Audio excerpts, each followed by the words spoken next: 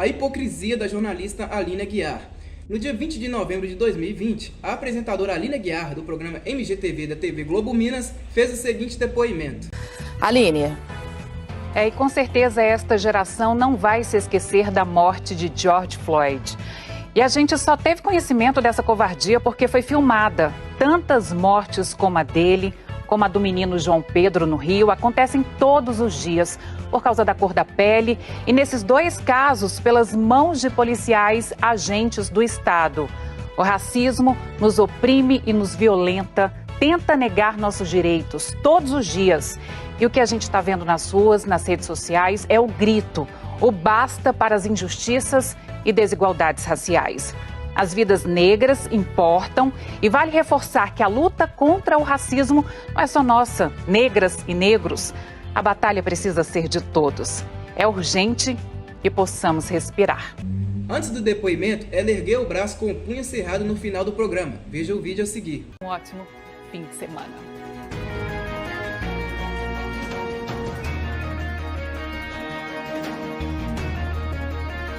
Para quem não sabe, esse gesto nada tem a ver com o combate ao racismo. Pelo contrário, é um símbolo do comunismo.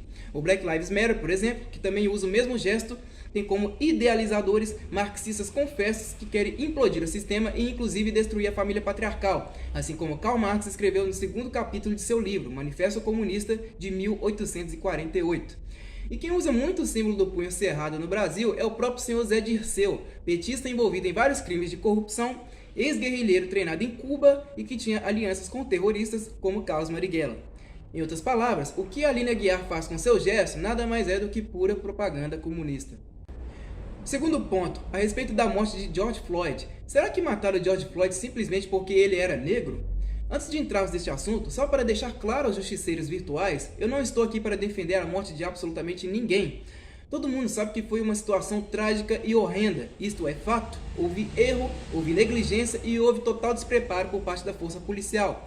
Porém, os fatos não deixam mentir. George Floyd já havia sido preso várias vezes, em 97, 98, 99, 2002, 2003, 2004, 2005 e 2007, tendo sido preso na maioria dos casos por roubo, por porte e uso de drogas, por invasão e por assalto à mão armada na casa de uma mulher, enquanto apontava uma espingarda calibre 12 contra o rosto da vítima. Repetindo, eu não estou justificando a morte dele. A sua morte foi algo irresponsável e o policial tinha sim que ser julgado por isso.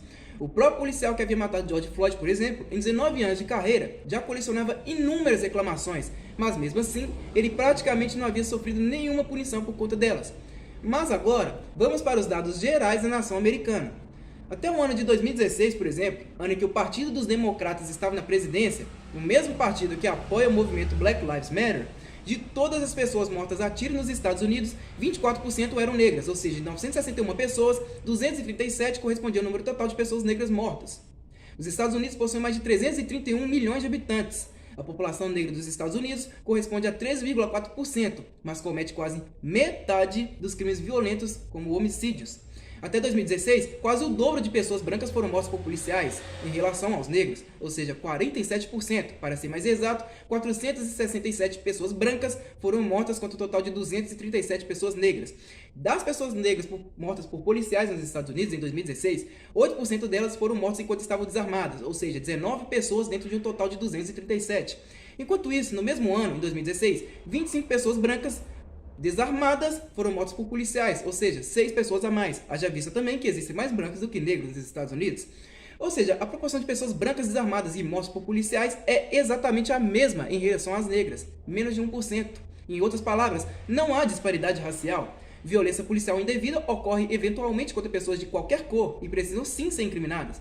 Nos Estados Unidos, há cerca de 10 milhões de abordagens policiais por ano, que resultam em média em 1.000 mortes. E dessas 1.000 mortes, 250 são de pessoas negras, ou seja, na proporção de 1 para 4, ou seja, 25%.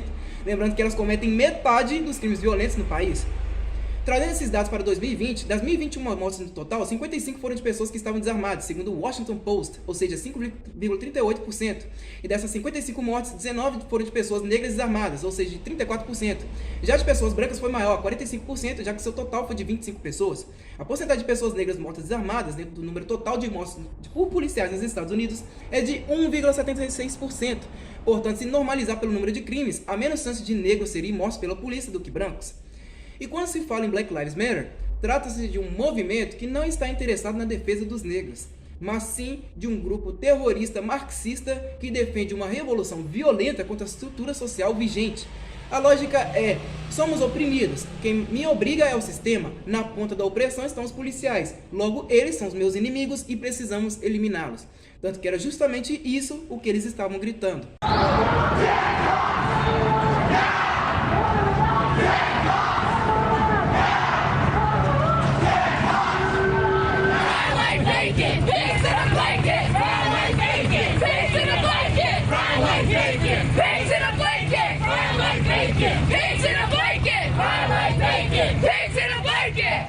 E por que é que a senhora Aline Aguiar também não chora pelos policiais que constantemente são atacados nos Estados Unidos? Desculpa se eu ficar emocionada. Caso ela não saiba, eu posso dispor de algum desses fatos aqui para ela. Em Los Angeles, dia 13 de setembro de 2020, 2 policiais foram baleados em uma tentativa de execução. Uma câmera de segurança gravou a cena. O terrorista passou pelo carro da polícia e abriu fogo, acertando a mandíbula de uma policial de 31 anos, mãe de uma menina de 4, e a cabeça de outro policial de 24 anos.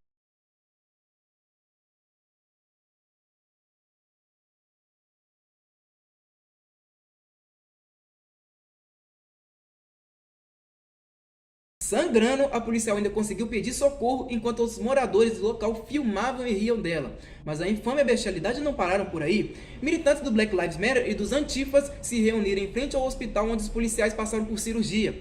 Eles tentaram invadir o local sob gritos de "Esperamos que vocês morram". Um vereador local, numa postagem, sugeriu que os policiais tiveram o que mereceram. E na mesma postagem havia a foto do extremista Malcolm X. Outro líder comunitário do local, que chegou a participar da campanha do prefeito da cidade, um democrata, um esquerdista, foi às redes sociais para comemorar o ataque aos policiais. Nova York, fevereiro de 2020, 2 policiais foram atacados na mesma noite, numa situação aparentemente coordenada. Em 2017, na mesma cidade, 2 policiais foram executados de forma parecida. Antes de executá-los, Ismael Brinsley escreveu numa rede social: "Colocarei asas em porcos hoje. Se eles matam um dos nossos, vamos matar 2 dos deles." Em 2016, 5 policiais foram assassinados em Dallas por um simpatizante do Black Lives Matter, chamado Micah Xavier Johnson. Atos de violência contra policiais se multiplicam pelo país.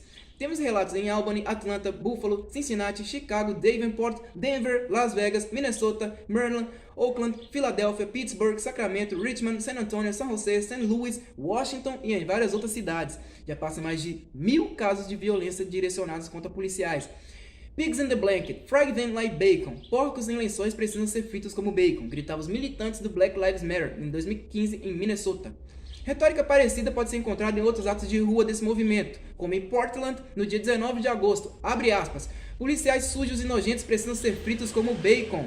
Isso é uma guerra. Atirem de volta", fecha aspas, dizia uma mulher em cima de um caminhão de som. Teve gente no Black Lives Matter que fez protesto pacífico? Sim, teve. Mas também tiveram muitos que se aproveitaram para saquear lojas e que usaram a morte de um homem como desculpa para justificar os seus crimes.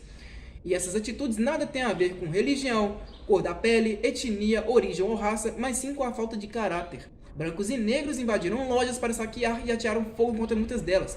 Portanto, não é a cor da pele que faz de alguém um canalha. É verdade que os negros têm renda inferior aos brancos hoje e que há brutalidade de policiais brancos contra negros. Sim, mas a cena de um policial branco com seus joelhos sobre o pescoço de um homem negro é um prato cheio para aqueles que querem transformar ressentimento em revolução e poder. No caso específico de George Floyd, foi revelado o resultado de sua autópsia meses depois, sugerindo que a principal causa da sua morte foi overdose por fentanil. Encontraram esse fentanil em seu corpo em níveis mortais.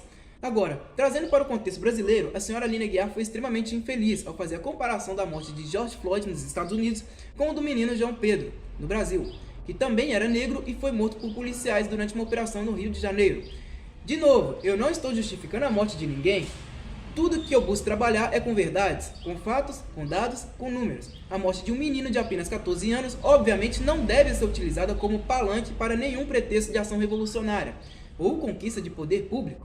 Foi algo trágico e que precisa sim ser investigado. No entanto, baseado em estatísticas, o Brasil possui um número muito maior de negros do que nos Estados Unidos. E só para refrescar a memória dos palpiteiros públicos de plantão, o Brasil é um país miscigenado. 40% dos brasileiros se declaram pardos, ou seja, nem negros nem brancos. e eles ocupam todos os postos sociais no país, inclusive os mais altos. No Congresso, no Exército, na Marinha, na Aeronáutica, nos variados cargos públicos, no ramo empresarial em geral, etc, etc. O que acontece é que os pardos só são incluídos em estatísticas, em estudos como o Atlas da Violência, quando interessam aos negros. E quando não interessam, eles são deixados de fora de acordo com o objetivo do momento. O que muitos estão fazendo, na verdade, é fomentando o racismo no Brasil através de discursos e ações progressistas que segregam as pessoas, como a apresentação frequente de quadros de violência que distinguem as pessoas pela cor e que incriminam policiais a partir de ações que eles exercem em favelas. Existem excessos? Sim. Existem crimes policiais? Também. Mas será que você deve eliminar toda a honra e o poder de efetividade de uma corporação por conta de erros minoritários? Pois foi justamente isso o que aconteceu no Brasil. O STF, através de uma liminar assinada pelo ministro Edson Fachin, proibiu a ação policial em favelas durante a pandemia, graças a uma ação proposta pelo PSB, o Partido Socialista Brasileiro. As favelas no Rio de Janeiro e São Paulo, por exemplo, são majoritariamente compostas por moradores negros e pardos. Inclusive, os próprios traficantes compõem essa maioria. Traficantes que andam fortemente armados e que amedrontam moradores, e que inclusive importam armamentos mais eficientes e mais sofisticados do que os da própria polícia. Mas o que é que a maioria dos jornalistas de forma desonesta fazem? É colocar bandidos e policiais como dois pesos de mesma medida, avaliando todas as circunstâncias apenas através da cor e da condição social abrangente. O jornalismo deveria ser uma profissão de respeito, de profissionais assíduos no exercício da verdade e não de palanque para militância, como faz a senhora Arina Aguiar, que inclusive como jornalista deveria ter a mínima noção de algum desses dados, que mostrei aqui. Mas eu sou mulher.